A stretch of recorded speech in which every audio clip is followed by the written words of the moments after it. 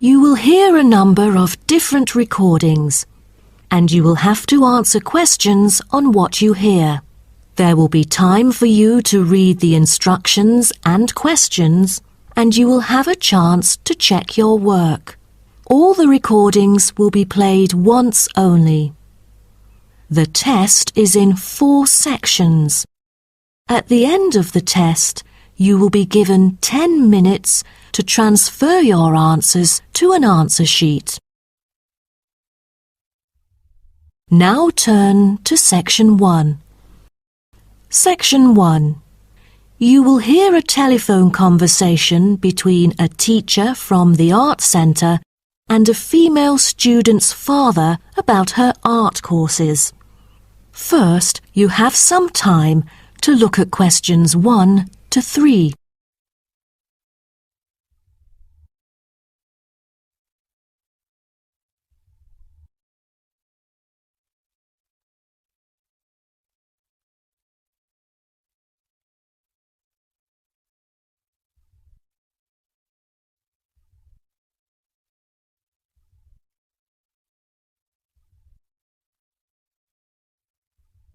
You will see that there is an example which has been done for you. On this occasion only, the conversation relating to this will be played first. Good afternoon. May I speak to Emma's parent? Afternoon. I'm her father. Who am I speaking to? This is Emma's teacher, Jane Carson, calling from the Arts Centre. I'm just calling to talk about her drama class at the centre. Oh, thank you for calling. How's Emma doing in drama class? You know, she just transferred here last month, unlike the others in her class who have been taking the course the whole semester since June. So I'm a bit worried that she might not fit in so well. The father says his daughter Emma has been taking the course since last month, so C has been circled as the answer. Now we shall begin. You should answer the questions as you listen, because you will not hear the recording a second time. Listen carefully and answer questions 1 to 3. Good afternoon. May I speak to Emma's parent? Afternoon. I'm her father. Who am I speaking to? This is Emma's teacher, Jane Carson, calling from the Arts Centre. I'm just calling to talk about her drama class at the centre. Oh, thank you for calling. How's Emma doing in drama class? You know, she just transferred here last month, unlike the others in her class who have been taking the course the whole semester since June. So I'm a bit worried that she might not fit in so well. There's no need to worry. She exhibits a strong performance in her drama class. Is that so? Yes, she didn't adapt to the new environment as quickly as I originally expected, and seemed a bit shy at first, but a few days later she made a couple of friends and became more talkative and also more involved in class. Emma really is a role model for others because she has always been an active participant during class. She voices her own ideas and is very creative. I didn't expect that, but I can tell that she really enjoys the course because she's been talking about it at home frequently these past few weeks. That's great to hear. Interest is always the best teacher. I also have to inform you that there's been an adjustment in the timetable of the drama class next term. Why is that? It's not that the music room that we currently use isn't available. As there are too many enrolling for the coming semester, increased class size means that space is limited to house the whole class. Also, the new classroom we use is not available during the current time frame, so I'm afraid we have to change the time for it. I see. So when would it be? As you know, the current class begins at 3:15, but the new time of the drama class would be 4:45. I'm afraid I have errands to run during that time. On the other campus, the class still begins at 3:15, but for the campus Emma goes to, it is the only time available for drama class. Oh, I see. I have to make adjustments to my course schedule then. No problem. Before you hear the rest of the conversation, you have some time to look at questions 4 to 10.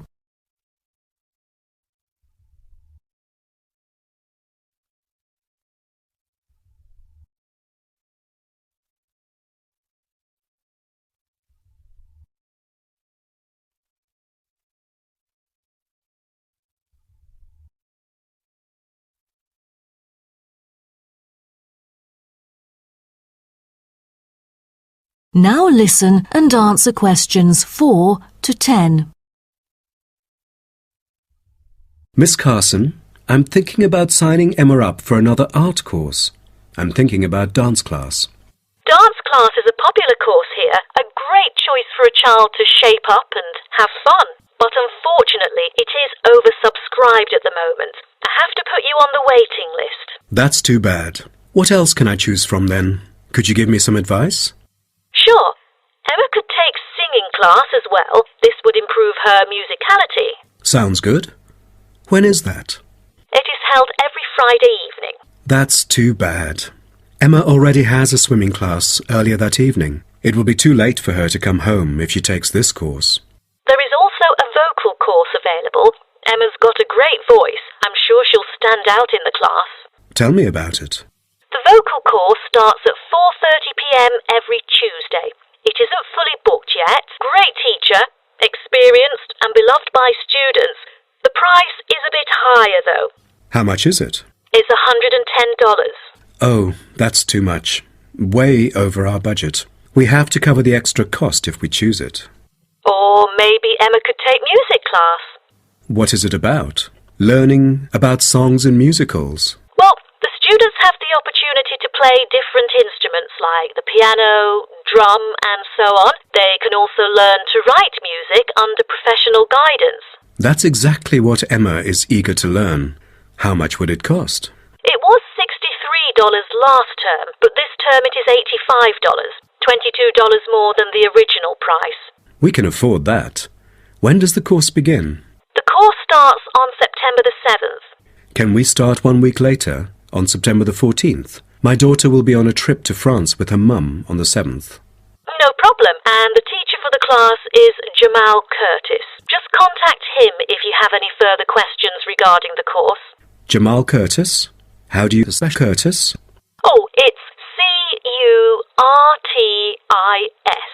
Thank you.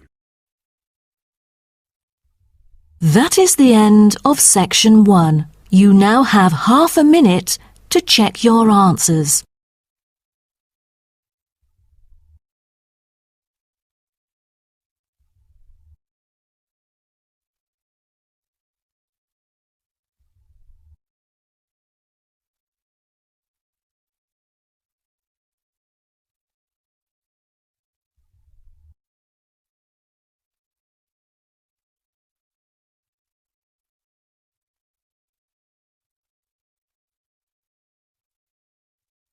Now turn to section 2.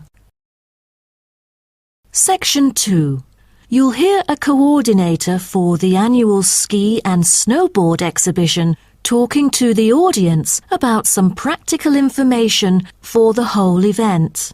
First, you have some time to look at questions 11 to 15.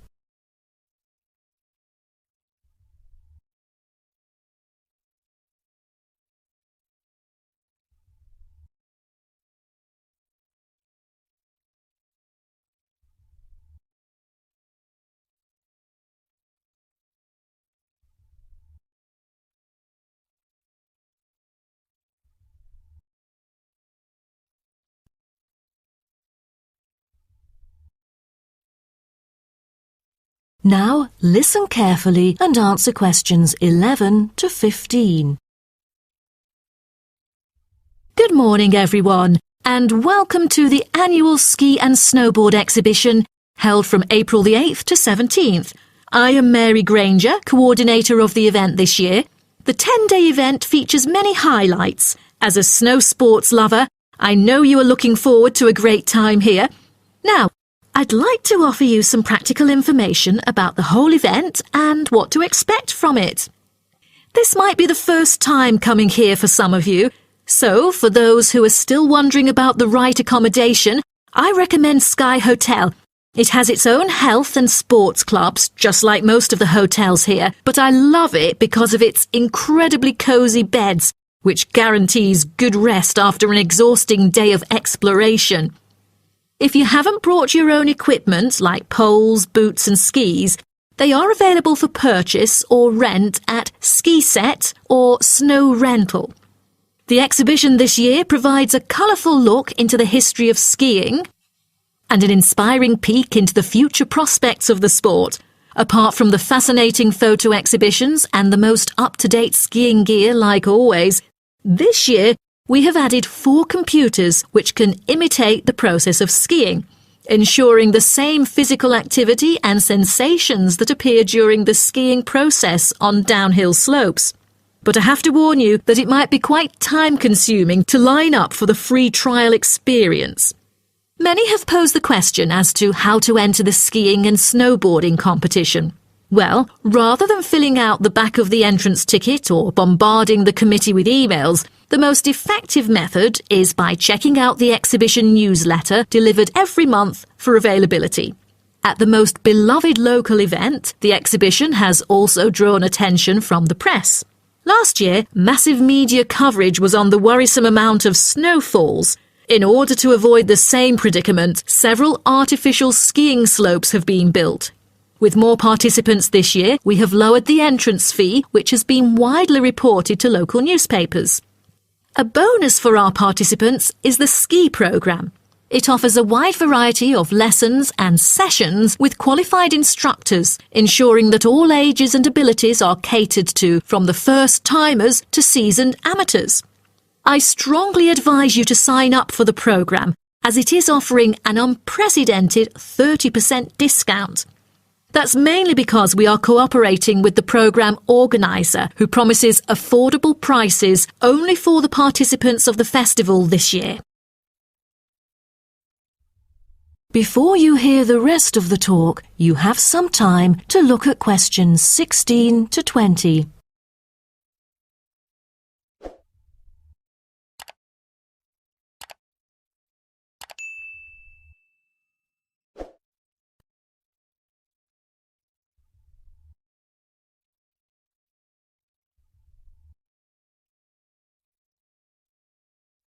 Now listen and answer questions 16 to 20.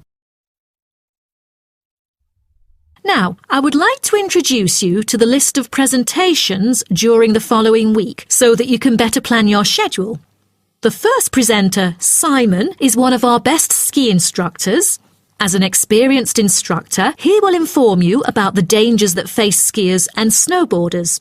Accidents happen mostly to those who are careless or ignorant. Good risk management involves considering both the probability and consequences of an accident. The next speech, titled Solution, is given by Jamie Kurt. A list of problems may occur to novice skiers and snowboarders, so he is going to offer useful information for first-timers on choosing the appropriate gears, the right dress code, and ways of protecting your skin. For instance, some of you may have rented the skiing equipment, but rental footwear is notoriously uncomfortable. Then, Jamie will provide instructions to help make your footwear fit better. The third speech is about a documentary introducing skiing and snowboarding and the difference between the two sports. It also depicts a group of snow lovers exploring new slopes with breathtaking views. The director, Andy Fisher, will be there, addressing the whole shooting experience. The fourth talk is about the tricks of skiing, presented by Harry Tyson. It is most useful for those who have already tried skiing, yet still need more practice to master the sport. Harry will teach you how to turn more skillfully. A lot of people can keep their skis roughly parallel, but there's no point if you make it hard to work with and slide around out of control. Useful exercises will also be suggested to improve your parallel skiing technique so that you can tackle steeper slopes and enjoy yourself more. Jason Smith will be the last presenter, mainly addressing towards advanced skiers. He manages to apply snow climbing into skiing. Climbing in soft snow, you are floundering around. Walking becomes harder, So, a good trick during climbing is to maintain a wider gait, approximately shoulder width, so that you are more stable while walking. This works for skiing as well. That is the end of section 2. You now have half a minute to check your answers.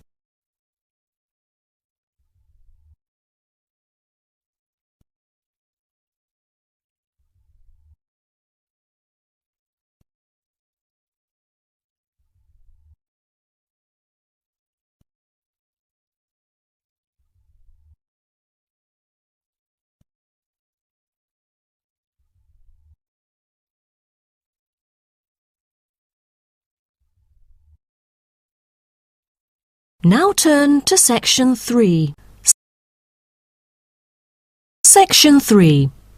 You will hear a student called Jerry discussing a pedagogy course with his tutor. First, you have some time to look at questions 21 to 23.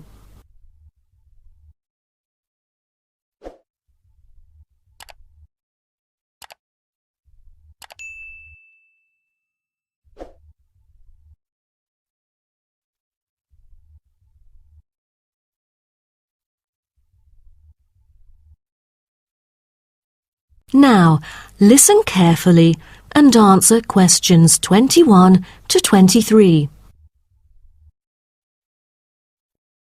Jerry, how did it go with preparing your lessons? Is there anything you would like to discuss? Well, this is actually the first time that I have ever taught in an elementary classroom. After 8 years of learning pedagogy, I want to practice what I've learned in an instructive manner. But I'm a bit stuck right now. The topic I want them to research is a bit hard for pupils.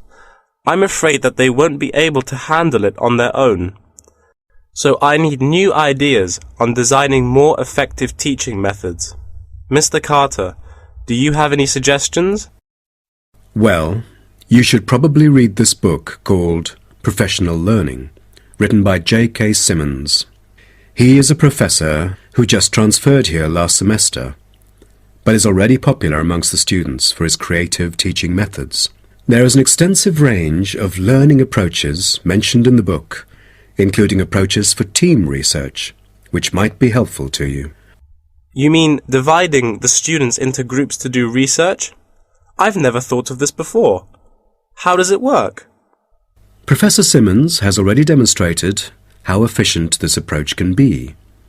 Basically, it aims to increase cooperation between students so they can present the results in a collaborative fashion. It helps them to develop their own voice and perspective. I'll check out the book as soon as possible. It seems I can borrow some of the essential concepts and work them into my course design. Before you hear the rest of the talk, you have some time to look at questions 24 to 30.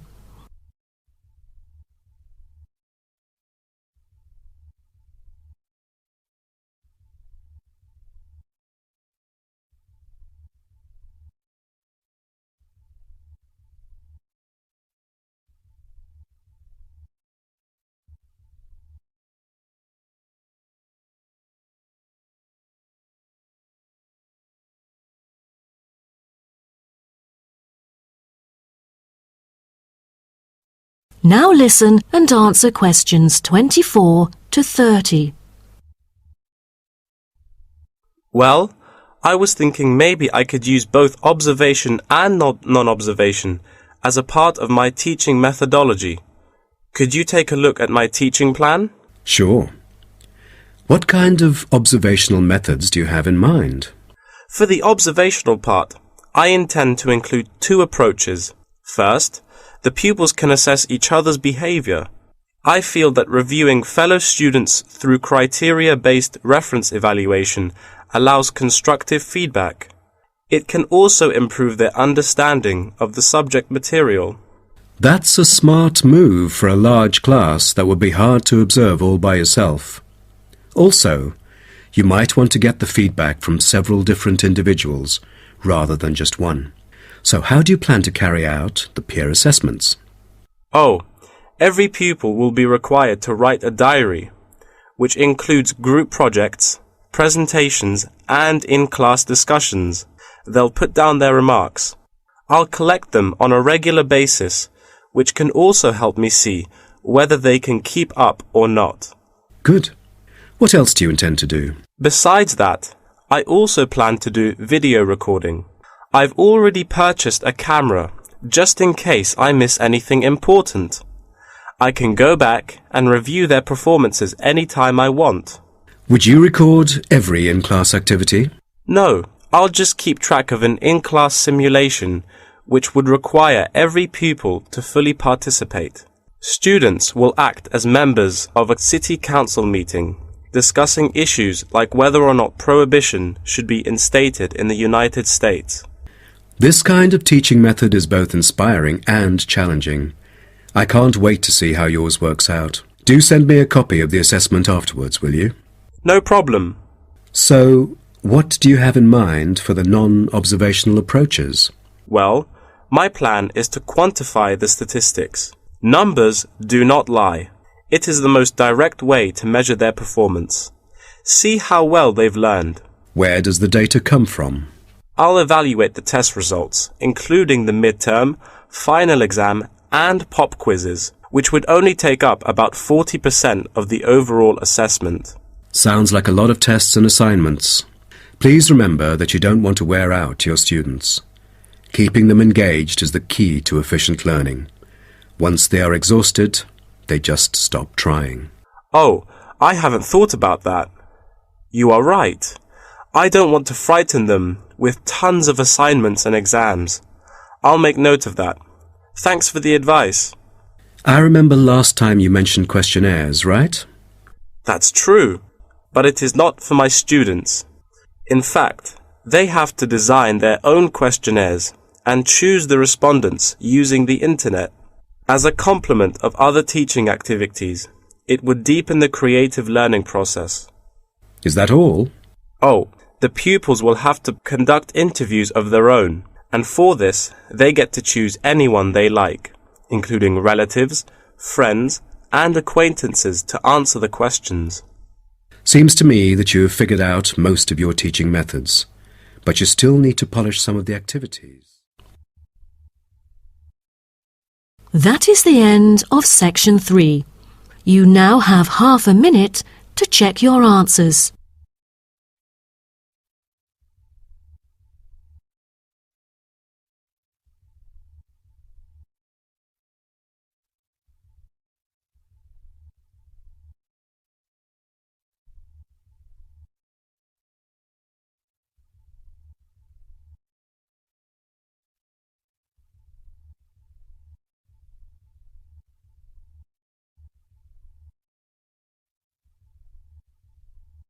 Now turn to section 4.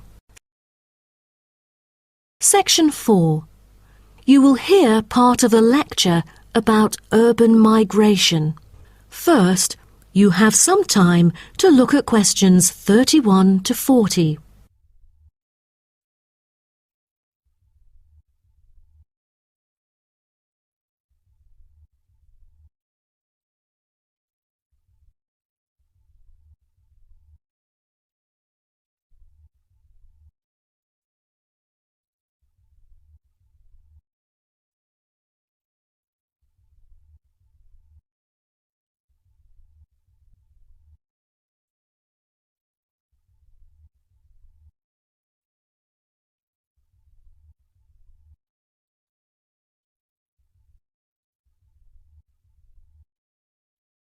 Now, listen carefully and answer questions 31 to 40. Good afternoon, and welcome to my talk on urban migration today. The world has experienced unprecedented urban growth in the recent decades. As much as 3% of Earth's landmass has been urbanized, an increase of at least 50% over previous estimates. Today, people living in cities already outnumber those in rural areas, and the trend does not appear to be reversing. In addition, cities have larger amounts of carbon consumption than rural areas. This is a result from two major aspects. First, with the increase of urban population around the world, the massive construction of urban infrastructure and residential housing is hard to avoid. Second, urban households have a higher rate of car ownership and use more gasoline products. Even though rural exodus is often negatively judged, there are also benefits of migration shared by the local environment and the society as a whole. Well, firstly, global trends of increasing urban migration and population urbanization can provide opportunities for nature conservations, particularly in regions where deforestation is driven by agriculture. As rural dwellers leave their homes, local forests are left to recover. What's more, it is easier for city dwellers to get around. Living in the country means transport can be very difficult. For instance, after midnight, there are no buses or taxis in the countryside. However, there is still a number of public transport modes to choose from in the city. Finally, with more funds and advanced technology, cities endeavor to produce clean energy. New power plants have been built to take harmful methane gas created by the decomposition of rubbish and convert it into electricity. By doing so, an important greenhouse gas is turned into useful energy rather than being directly emitted into the atmosphere. The hustle and bustle of city life offers women the opportunity to explore different professions and pursue their own careers. Women in cities work as engineers, managers, and even football players. This change of roles has affected their marital status and family life. More women are choosing their careers over marriage, which raises the graph of late marriages. As a result, more are remaining single well into their late 30s. They want to be independent and earn money on their own. It is also easier for them to get a promotion while working in the city. Women are slowly achieving wider participation at work, while in rural areas, the mindset is still very conservative.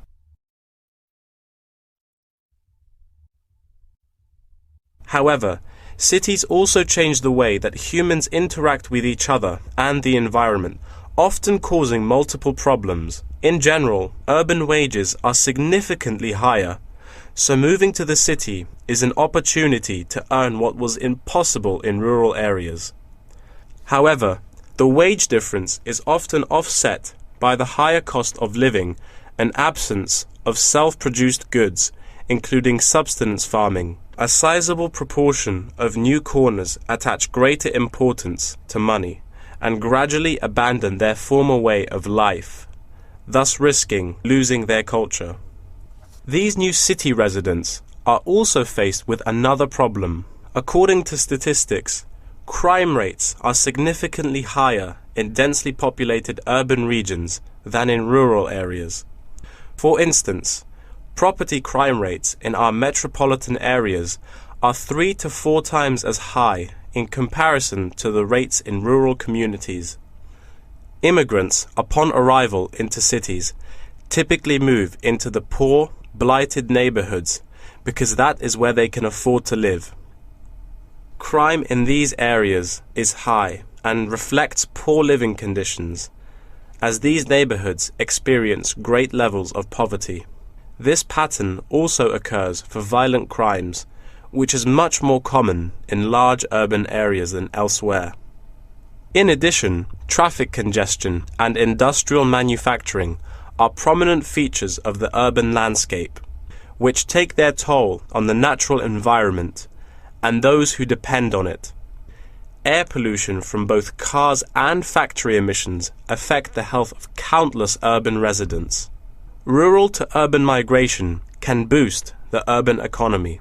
With a better economy, cities provide their residents with better welfare, but the concentration of services and facilities such as education, health, and technology in urban areas inevitably contributes to greater energy consumption. Another problem with life in the city is traffic congestion. It makes people late to work and thus stresses us out before we even get there. Deliveries can't arrive on time, gas costs money. The quality of life of those commuters starts to decline. What's worse is that if congestion makes it harder to match the right workers to the best jobs, it is economically inefficient as well. That is the end of section 4. You now have half a minute to check your answers.